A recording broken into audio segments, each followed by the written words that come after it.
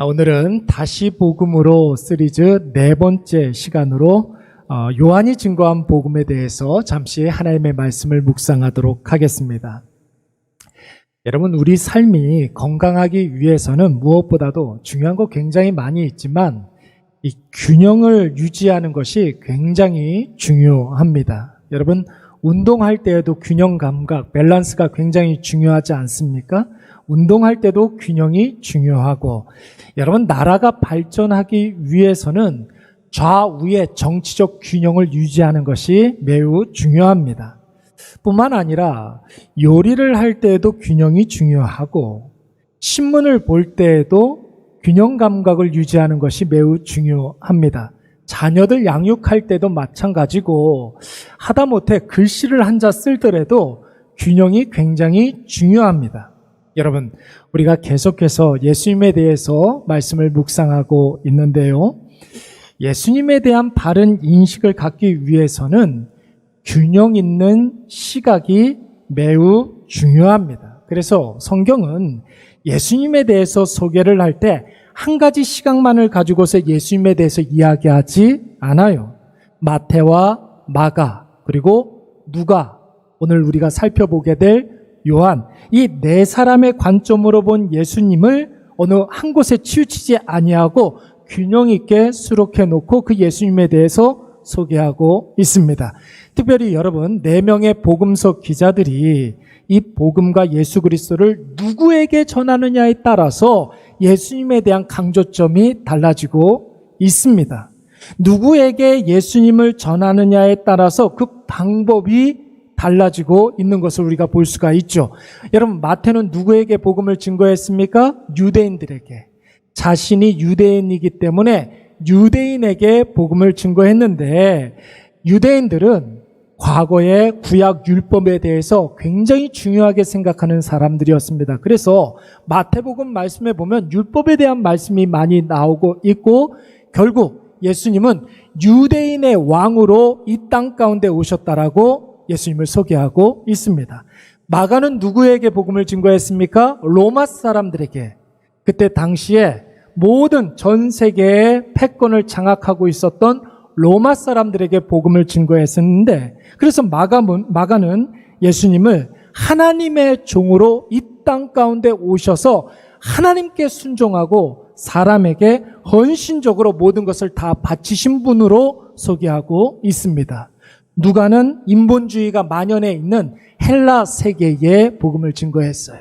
그러니까 헬라인들에게 복음을 증거했는데, 예수님도 사람의 아들로 오셨다라는 것이죠. 예수가 인간의 모든 문제를 해결하기 위해서 이 땅 가운데 육신을 입고 온 하나님이라는 사실을 누가는 증거하고 있습니다. 그리고 오늘 우리가 살펴보게 될 요한복음 말씀에서는 오고 오는 모든 인류에게 예수가 그리스도이심을 증거하면서 예수님은 하나님의 아들로 오신 하나님 그 자체이심을 분명하게 요한복음에서는 밝히고 있습니다. 예수님이 하나님의 아들로 이 세상에 오셨다는 것은 여러분, 우리와 무슨 상관이 있습니까? 예수님이 하나님의 아들로 이 세상 가운데 오셨다. 나와 무슨 상관이 있다는 것입니까? 하나님을 믿어야 그 하나님께서 우리에게 약속하신 영생을 줄 수 있다라는 거예요. 여러분, 영생이라는 것이 무엇입니까? 지금 여기에서부터 영원한 생명을 우리가 누릴 수 있다라는 거예요. 누구를 믿어야지만? 하나님을 믿어야지만. 그런데 그 하나님이 육신을 입고 이 땅 가운데 오셨으니 그분이 바로 예수 그리스도라는 것입니다. 우리 31절 말씀 다 같이 한번 읽어보도록 하겠습니다. 시작. 오직 이것을 기록함은 너희로 예수께서 하나님의 아들 그리스도이심을 믿게 하려 하며 또 그 이름을 힘입어 생명을 얻게 하려 함이니라. 아멘. 여러분, 이 말씀에서 요한이 복음서를 쓴 두 가지 목적을 지금 밝히고 있습니다. 여러분, 두 가지 목적이 보이십니까? 첫째는 무엇입니까? 믿게 하려 하며. 누구를요? 하나님의 아들로 오신 예수 그리스도를 믿게 하려 하며, 두 번째 목적은 무엇입니까? 영생을 얻게 하려 하며. 어떻게? 하나님의 아들로 오신 예수 그리스도를 믿음으로, 하나님의 아들로 오신 예수 그리스도를 힘입어서 영생을 얻게 하려 하심으로. 그러니까 여러분, 요한복음의 목적은 쉬워요, 여러분. 예수 그리스도를 믿게 함으로 말미암아 우리에게 생명을 얻게 하는 것이 요한복음 말씀의 목적인 줄로 믿습니다. 여러분, 어떻게 예수님을 믿는 것이 영생을 얻는 것과 연결이 되겠습니까?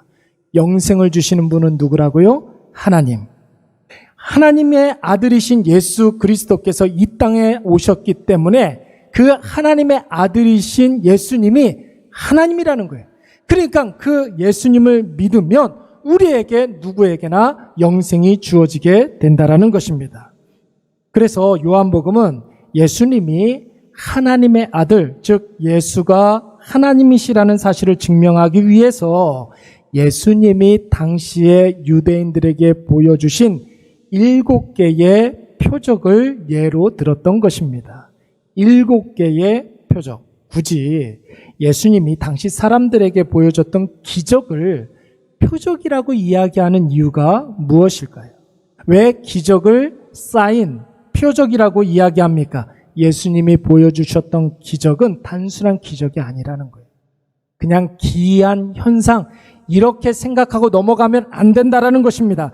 예수님께서 보여주신 기적은 단 하나의 진리를 담고 있는 기적이기 때문에, 그 진실을 입증하는 증표가 되기 때문에 예수님이 보여주신 7개의 기적은 기적이라고 이야기하지 아니하고 사인, 표적, 증표라고 이야기하는 것입니다. 여러분, 그것이 무엇입니까? 예수님은 하나님의 아들로 오신 하나님이라는 거예요. 예수님이 하나님이라는 사실을 7개의 표적을 통해서 지금 보여주고 있는 것입니다. 자, 그렇다면 우리가 7개의 표적을 차례대로 한번 생각해 보도록 하겠습니다. 오늘은 3가지만 생각해 보고 다음 주에 나머지 4가지를 생각해 보도록 하겠습니다. 첫 번째로, 예수님으로 인해서 우리 존재가 완전히 변했다라는 거예요. 예수님으로 인해서 우리의 존재가 완전히 변했다. 여러분, 요한복음에 나오는 첫 번째 표적이 무엇이냐면 요한복음 2장 말씀에 보시면 가나라는 지방에 혼인잔치가 있었는데 그 혼인잔치에서 포도주가 다 떨어지고 말았습니다. 그래서 예수님께서 물을 가지고 포도주로 만드신 표적이었습니다. 여러분, 물을 가지고 포도주를 만들었다. 포도주를 만드는 공법을 제가 인터넷에서 찾아보니까 물 한 방울 들어가지 않아요. 물과 포도주는 연관성이 거의 없습니다. 화학적인 성분도 다 다릅니다. 그러니까 그 어떤 연관성도 없는 것이죠. 그래서 신학자들은 이 표적을 해석하기를 어떻게 표적을 해석을 했냐면 이것은 존재의 변화를 의미하는 것이다. 이렇게 해석하고 있어요. 존재의 변화. 예수님을 믿기만 하면 우리의 존재가 변하고 우리의 신분이 바뀌고 우리의 소속이 변화되는 줄로 믿습니다. 죄로 사로잡혔던 그 죄인이 의로우신 예수 그리스도를 힘입어서 의롭다 칭함을 받게 되는 거예요. 저와 여러분이 죄인으로 끝나는 것이 아니라 예수 그리스도를 믿음으로 말미암아 의롭다는 칭함을 받게 되었습니다. 이게 얼마나 영광스러운 일이겠습니까? 우리가 죄 많은 이 세상에 살면서도 여러 가지 어려움들과 힘든 가운데 있지만 위축되지 않을 수 있는 이유가 무엇이에요? 예수 그리스도를 만나서 우리가 더 이상 죄인으로 살아가는 것이 아니라 하나님 나라의 백성으로 하나님의 자녀로 살아갈 수 있다라는 것이죠. 그러니까 여러분, 우리는 세상 사람들 바라보면서 부러워할 필요가 있다 없다? 없는 거예요. 세상 사람과 나를 비교할 수가 없어요. 존재가 달라졌기 때문에. 존재가 다르기 때문에 세상 사람 두려워할 필요가 있다 없다? 세상 사람들 바라보면서 두려워할 필요가 없는 거예요. 세상 사람 바라보면서 무서운 사람도 있어요. 힘든 사람도 있어요. 여러분, 존재가 다른 사람을 비교하면서 우리가 더 이상 그들을 바라보면서 힘들어할 필요가 없는 거예요. 두려워할 필요가 없는 것이에요. 우리는 예수 그리스도로 말미암아 존재가 달라지고 신분이 달라지고 소속이 변화된 줄로 믿습니다. 그래서 여러분 사도 바울이 고린도전서 5장 말씀에서 뭐라고 이야기했습니까? 우리 다 같이 한번 읽어볼까요? 그런즉 시작. 그런즉 누구든지 그리스도 안에 있으면 새로운 피조물이라. 이전 것은 지나갔으니 보라 새 것이 되었도다. 여러분 아멘. 성경을 읽다가 보라라는 말이 나오면은 마음을 가다듬고 다시 한번 정신을 바짝 차리고 그 말씀을 보라는 뜻이에요. 보라, 우리가 무엇이 되었도다? 새 것이 되었도다. 이 새 것이 되었다라는 말은 헝 것과 반대되는 개념이 아니에요. 헝 것이 새 것이 되었다 이런 뜻이 아니에요. 질적인 변화를 의미하는 것입니다. 여러분 이게 중요한 거예요. 세상 사람과는 전혀 다른 목표가 생긴 거예요. 질적으로 존재가 달라졌기 때문에 우리는 전혀 다른 목표를 가지고 이 세상을 살아가고 있는 것입니다. 새로운 가치관이 생겼어요. 새로운 인생관이 생겼습니다. 새로운 삶의 방식을 가지고 새로운 목표를 가지고 살아가는 존재가 된 줄로 믿습니다. 우리에게 이 확신이 있어야 예수 그리스도로 인한 인생의 모든 승리 우리가 경험할 수 있는 것이고, 이 확신이 있는 그 순간부터 그 승리가 우리의 것이 되는 줄로 믿습니다. 우리의 존재는 달라졌어요. 죄인으로 끝나는 존재가 아니라 하나님 나라의 백성, 하나님의 자녀가 된 줄로 믿습니다. 믿음으로 말미암아 의롭다함을 받은 자들이 된 줄로 믿습니다. 이 확신을 가지시기 바랍니다. 두 번째로 요한복음에서 이야기하고 있는 예수님의 하나님 되심. 예수님은 인간의 모든 제약을 초월하시는 전능하신 하나님이라는 사실입니다. 여러분, 요한복음에 나오는 두 번째 예수님의 표적은 요한복음 4장 말씀에 나오고 있습니다. 왕의 신하의 아들을 살려주신 표적입니다. 여러분, 이 표적의 줄거리는 대강 이렇습니다.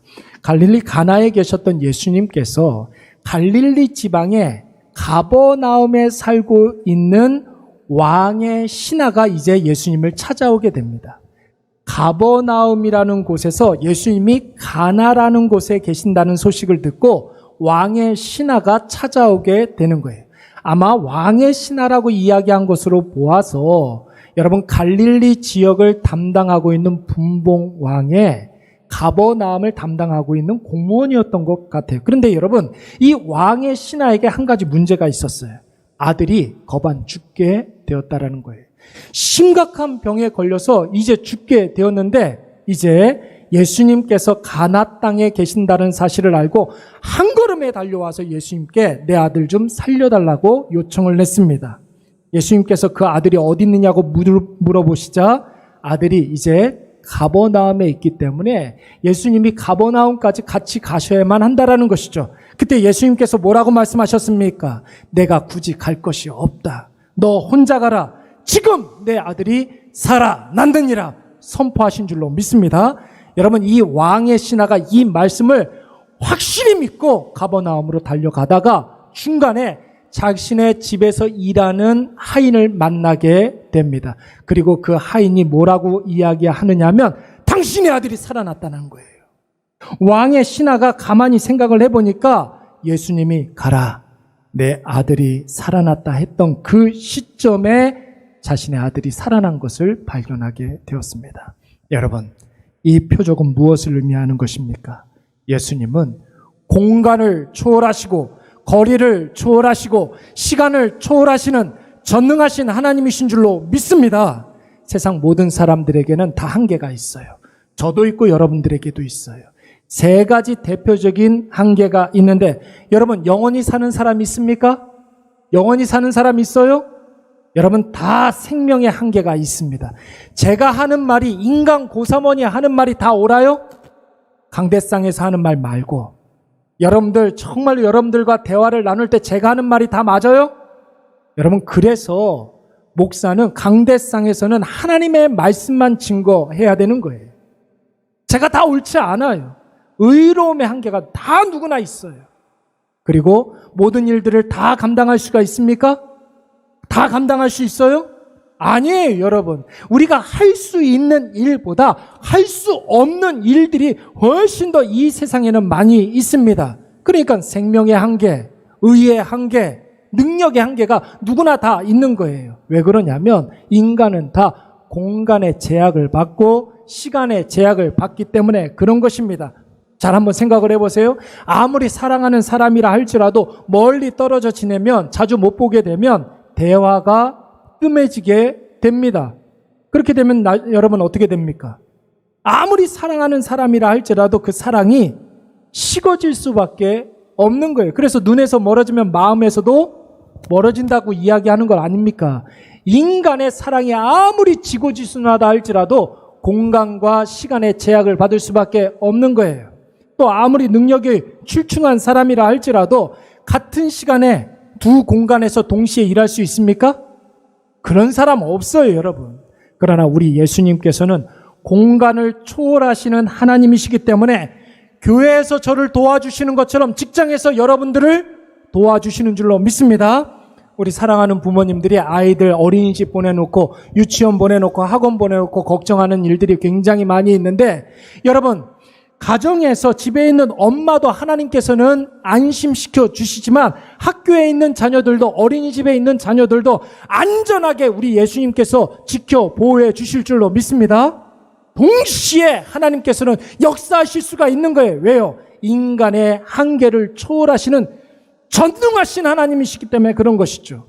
여러분 이것을 확신하는 사람은 뭐 할 수밖에 없을까요? 기도할 수밖에 없는 거예요, 여러분. 나를 위해서도 기도할 수 있는 것이고 타인을 위해서도 기도할 수 있는 것입니다. 아니, 이거 확신하는 사람은 기도해야만 하는 거예요. 우리가 나의 문제를 위해서 기도한다는 것은 무슨 뜻이 있습니까? 내가 하나님께 기도한다. 전능하신 하나님을 믿는다는 뜻이에요. 내가 타인을 위해서 기도한다는 것은 나와 함께 하시고 나를 도우시는 그 하나님께서 나를 도와주시는 것처럼 저 사람을 위해서도 저 사람을 위해서도 도와주신다는 사실을 우리가 믿기 때문에 다른 사람을 위해서도 우리가 기도할 수 있는 것입니다. 사랑하는 여러분, 이 모든 기도를 누구의 이름으로 합니까? 예수 그리스도의 이름으로 우리가 하지 않습니까? 예수님이 하나님이시기 때문에 그냥 하나님이 아니라 살아계시고 전능하신 하나님이시기 때문에 내가 그것을 믿기 때문에 우리가 기도로 그 하나님을 믿는다는 그 신앙 고백을 기도의 자리에서 하고 있는 거예요. 그래서 우리가 기도하는 것은 예수님이 전능하신 하나님이심을 믿는 것이죠. 최고의 신앙 고백 무엇일까요? 기도예요, 기도. 내가 하나님을 정말로 사랑한다면 여러분 그 사랑은 우리의 기도로 나타나야 될 줄로 믿습니다. 여러분 그래서 오늘 모든 인간의 한계를 초월하셔서 전능하심으로 우리 가운데 역사하시는 하나님이신 예수 그리스도를 확신하시고 간절히 기도하시기 바랍니다. 하나님이신 예수 그리스도께서 우리를 도와주실 줄로 믿습니다. 세 번째로 요한이 증거하고 있는 예수님이 하나님 되심. 예수님은 모든 것을 다 보고 계시고 모든 것을 다 알고 계시고 모든 것을 다 해결해 주시는 정답 되시는 하나님이신 줄로 믿습니다. 요한복음에 나오는 예수님의 세 번째 표적은 베데스다 연못가에서 병 낫기를 간구했던 38년 된 병자입니다. 여러분 한번 생각을 해보세요. 우리나라 사람들은 38 하면 제일 먼저 떠올리는 게 뭘까요? 그렇죠. 38선이어야 됩니다.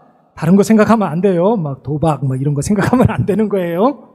근데 유대 사람들은 38 하면 제일 먼저 떠올리는 게 무엇이냐면 출애굽 후에 광야 생활 38년을 떠올리게 됩니다. 여러분 우리가 흔히 광야 생활 40년이라고 생각을 하는데 정확하게는 38년이에요. 가데스 바네아에서 가나안 땅에 들어갈 때가 38년이고 출애굽해서 가데스 바네아까지 가는 데가 1년 8개월이 걸립니다. 1년 6개월이 걸리게 됩니다. 그걸 다 합해서 40년이라고 이야기하지만 정확하게는 신명기 2장 말씀에 보니까 광야 생활은 38년 했습니다. 여러분 38년. 유대 사람들에게 어떤 시간들이었을까요? 목마름의 시간들이었어요. 배고픔의 시간들이었고 두려움의 시간이었고 절망의 시간 38 38년이었습니다.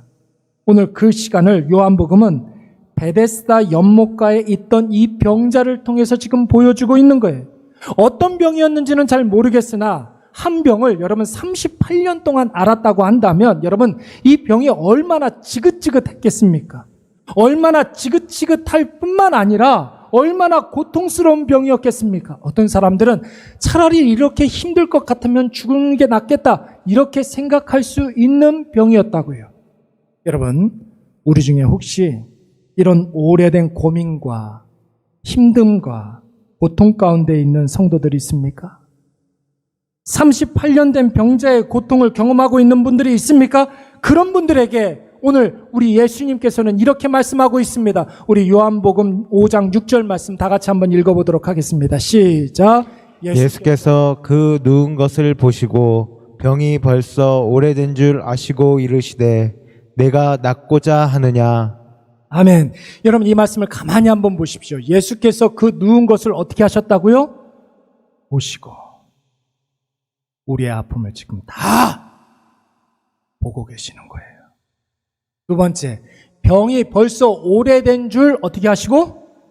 아시고 우리가 힘들어하는 것 주님이 다 아시는 줄로 믿습니다. 그리고 우리에게 묻고 계십니다. 네가 낫고자 하느냐? 그리고 8절 말씀을 보시면 우리에게 주님 말씀하십니다. 내 자리를 들고 걸어가라. 오늘 베데스다 연못가에 38년 된 병자를 통해서 보여주시는 예수님의 하나 되심 무엇입니까? 예수님은 우리의 고통을 다 보고 계십니다. 우리가 무엇에 힘들어하는지 무엇 때문에 걱정하는지 하나님이신 예수님은 다 알고 계십니다. 우리의 그 고통과 힘듦과 고난의 문제를 우리 예수님께서는 하나님이시기 때문에 다 해결해 주시는 줄로 믿습니다.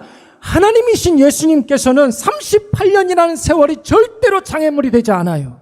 아무리 중한 병이라 할지라도 아무리 큰 병이라 할지라도 예수님에게는 전혀 문제가 되지 않습니다. 여러분 문제가 된다면 그것은 무엇입니까?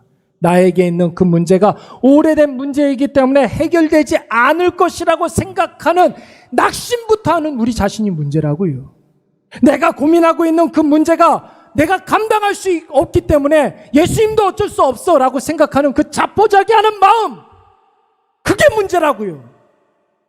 그러니까 내 곁에서 나를 치근하게 바라보고 계시는 예수님이 내 문제를 보고 계시고 내 문제를 다 알고 계시고 내 문제를 다 해결해 주실 수 있는 분인데도 불구하고 그 예수님께 가까이 나아가지 않는 거예요. 기도하지 않는 거예요. 간절한 마음으로 부르짖지 않는 거예요. 낙심부터 하고 포기부터 하니까. 예수 그리스도가 해답이심을 여러분 믿으시기 바랍니다. 예수님이 방법이십니다. 할렐루야. 예수 그리스도가 유일한 정답이십니다. 그 정답이신 예수 그리스도 앞에 확신하며 가까이 나아가시는 저와 여러분이 되시기를 간절히 축원합니다. 오늘은 여기까지 7개인데 나머지 4개는 다음 주에 하도록 하겠습니다. 말씀을 한번 정리해 볼까요? 사랑하는 여러분, 오늘 우리가 묵상하고 있는 이 요한복음의 말씀은 다른 복음서 마태복음, 마가복음, 누가복음 이 세 복음서와는 다르게 한참 있다가 쓰여진 복음서입니다. 마태, 마가, 누가복음은 AD 60년경에 쓰여졌고 요한복음은 AD 90년경에 쓰여졌습니다. 그러니까 30년이라는 텀이 있는 거예요. 여러분, 다른 복음서들은 특정 대상이 있는 복음서들이지만 요한복음은 오고 오는 모든 세대, 모든 불신자들을 위해서 쓰여진 책들이에요. 그래서 여러분, 요한복음은 모든 인생이 당하는, 모든 인생이 하는 고민에 대해서 해답을 제시하는 성경입니다. 여러분, 그 해답이 누구이십니까? 예수 그리스도. 그 정답이 누구이십니까? 예수 그리스도. 그 방법이 무엇입니까? 예수 그리스도. 오늘 유일하신 하나님이신 예수님은 우리에게 어떻게 다가오셨습니까? 우리의 구원자로, 우리에게 하나님으로 다가오셔서 우리의 존재를 완전히 변화시켜 주셨습니다.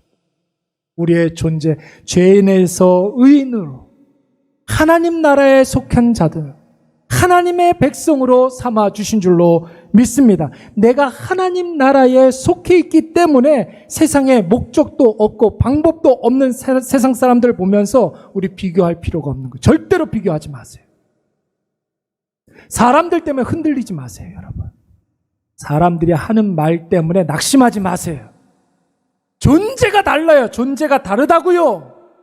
우리는 하나님 앞에 있는 하나님의 자녀들이고 저들은 예수 없이 유리방황하는 자들입니다. 그러니까 왜 사람들을 부러워해요? 왜 그들을 두려워합니까? 담대하게 내가 하나님의 자녀라는 사실을 확신하고 하나님 앞에 더 가까이 나아가시기 바랍니다. 두 번째, 하나님은 우리의 모든 제약과 한계를 뛰어넘는 전능하신 하나님이라고 그랬습니다. 그렇기 때문에 우리가 오늘 기도할 수가 있는 것이죠.